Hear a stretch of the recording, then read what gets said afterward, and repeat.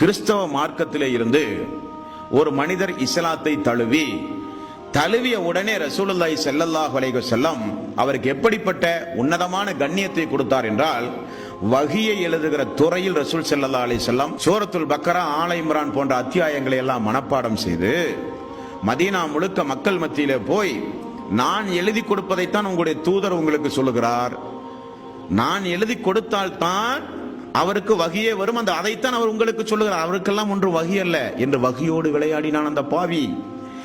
ரசூலுல்லாஹி ஸல்லல்லாஹு அலைஹி வஸல்லம் பிறகுதான் தெரிய வந்தது. உடனே மீண்டும் அவன் கிறிஸ்தவ மதத்திற்கே ஓடிவிட்டான். ஓடிய சிறிது நாளில் அல்லாஹு தஆலா அவனுடைய உயிரை கைப்பற்றினான். அந்த மக்கள் எல்லாம், கிறிஸ்தவ சமுதாய மக்கள் எல்லாம் உயிரை கைப்பற்றிய உடனே அந்த மனிதரை கொண்டு போய் மதீனாவிலே கொண்டு போய் புதைத்தார்களாம்.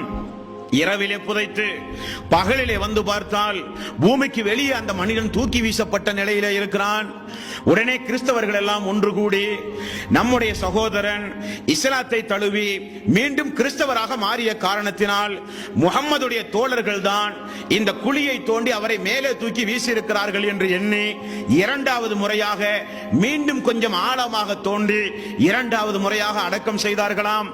இரவிலே அடக்கம் செய்து காலையில் எழுந்து பார்த்தால் மீண்டும் பூமிக்கு வெளியே அவர் தூக்கி வீசப்பட்டிருக்கிறார். இரண்டாவது முறையும் அவர்கள் எல்லாம் சேர்ந்து முதலில் சொன்னதை போல முஹம்மதுடைய தோழர்கள் தான் தோண்டி வெளியே எடுத்து போட்டிருக்கிறார்கள் என்று சொல்லி மூன்றாவது முறையும் இன்னும் ஆழமாக தோண்டி அவர் அடக்கம் செய்யப்பட்ட உடனே மூன்றாவது முறையும் பூமிக்கு வெளியே அவர் தூக்கி வீசப்பட்டார். உடனே அந்த மக்கள் எல்லாம், இது முஹம்மதுடைய தோழர்களுடைய வேலை அல்ல, இது ரப்புடைய வேலை என்பதை புரிந்து கொண்டார்கள்.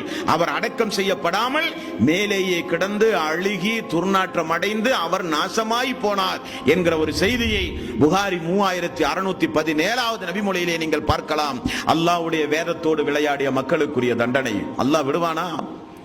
அவன் ஒரு வேதத்தை கொடுத்து ஒரு தூதரை அனுப்பி இறுதி வேதம் என்று சொல்லி அந்த வேதத்தை நான் பாதுகாப்பேன் என்று சொல்லுகிற பொழுது அந்த வேதத்தோடு விளையாடிய மக்களுக்கு கொடுக்கப்படுகிற தண்டனை அன்பர்கள்